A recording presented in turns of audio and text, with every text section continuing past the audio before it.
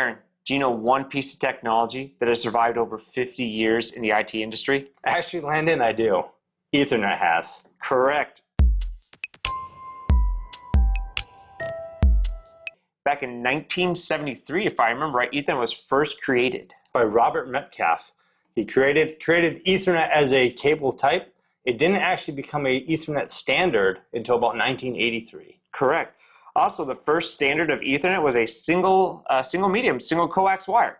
And then, of course, it went to the 4-pair and then fiber optics. Yeah, and the standard RJ45 plug actually came out in the early 1990s, late 1980s.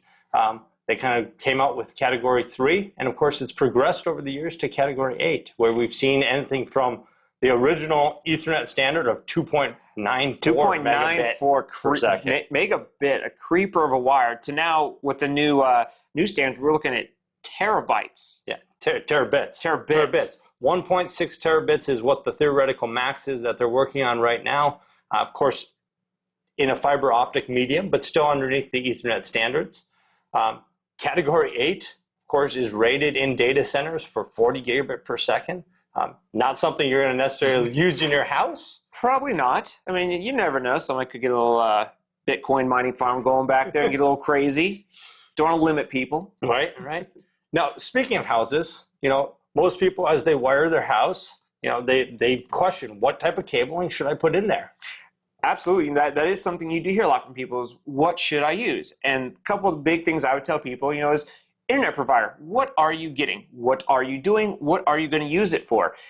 You buy your, let's say 100 megs. That's pretty standard in our area, 100 megs. 100 meg internet, yeah. I would say that's pretty standard for most people. I would tell people, if you're trying to do fiber between every device, that's probably a little overkill, not only the switches, but that's you're going to put some expense in there. Putting some expense there. I mean, I get the trying to be able to grow, but it might be overdoing it. Now, how do you future-proof though? You probably shouldn't be putting in Cat 5 at this day and age.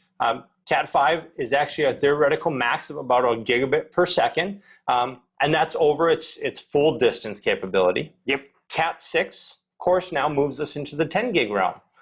But Cat 6 is limited to about 50 meters, so if you're building a grand house, it's large distances, you may have to step up to that Cat 7 at that point in time. But it also then depends on what you're doing. That's the next big thing. Distance, the 300 feet that you're looking at, the 300 plus, where are you going? Where's your network closet at? What's in your house? What's coming in? I say Cat 6 for most people is a pretty safe bet. It's going to cover most of what they're going to do. If you're only paying for 100 meg internet, really it depends on are you doing data transfers between computers in your house? If you're not and you're just a standard internet user, you're probably not even going to see the maximum of the Cat 5 cables, but you're going to be protected by putting in Cat 6 of what comes out in the future. Whether it be new video streaming as you step into streaming 4K or streaming 8K, at that point in time, you're going to see larger bandwidth usage. Or are you a heavy Wi-Fi user?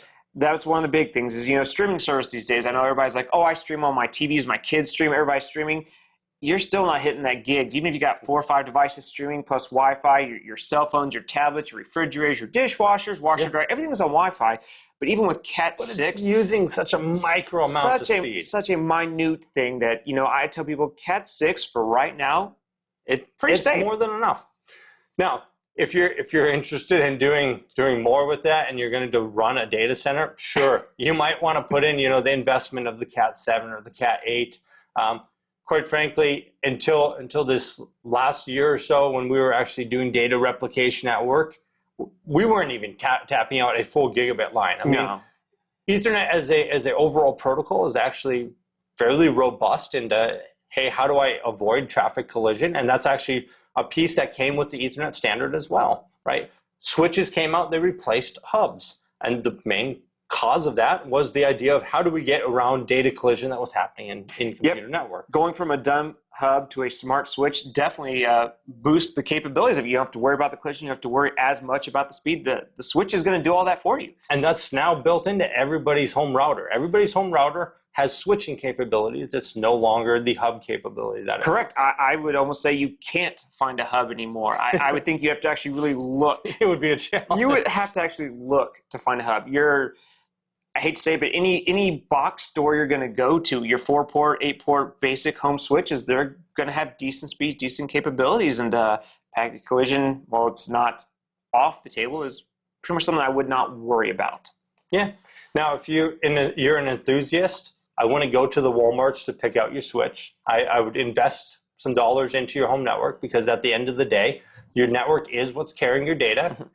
As much as investing in a good home PC, you have to invest in the network that carries that traffic out to the outside world.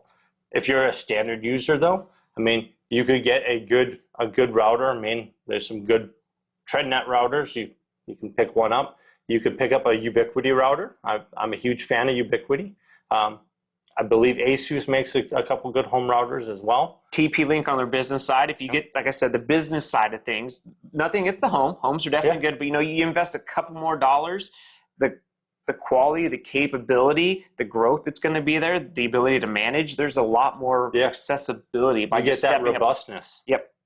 And it's also designed to work 24/7. Like, that's what it was built for. Not that homes aren't designed to run 24/7, but they are designed to be restarted. They are designed to be reset. That was in the thought process of building your little 4 and 8-port home routers. And there's a reason why home devices are cheaper than spending the extra dollar to get a business. Yeah, the cooling fans, the cooling sinks, heat sinks, things like that are definitely brought into the thought when building the upper level switches. Do you have any other thoughts on Ethernet as a whole? That would be a good piece of advice. I would say one good thing to also look into is interference. That's another thing that people need to think about when building a home network. Shielded versus unshielded. What type of lighting do you have? Where are you running this? What are you running it behind?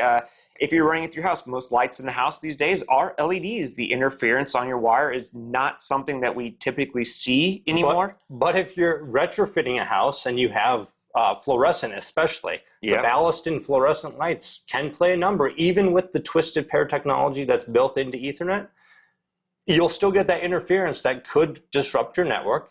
I mean, it may be a minute amount, but it could still count for something. I also tell people, microwaves and things like that. If you're putting your switching cabinet right next to a microwave, seems odd, but people do it. Yeah, it's a mechanical closet. Why not put microwaves and stuff in there?